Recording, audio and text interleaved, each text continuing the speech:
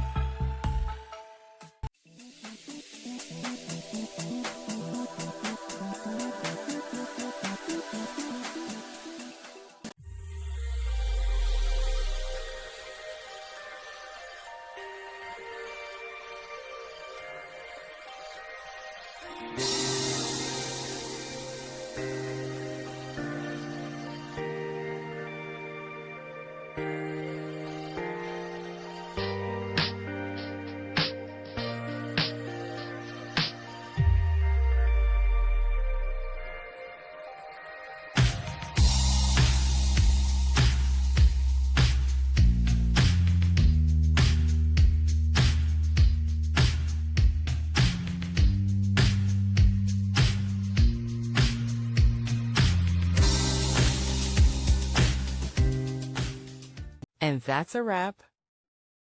I hope you found the answer you were looking for. If you did, take a second to hit that subscribe button. It really helps out. And let me know in the comments which solution worked best for you. See you next time in the debug zone.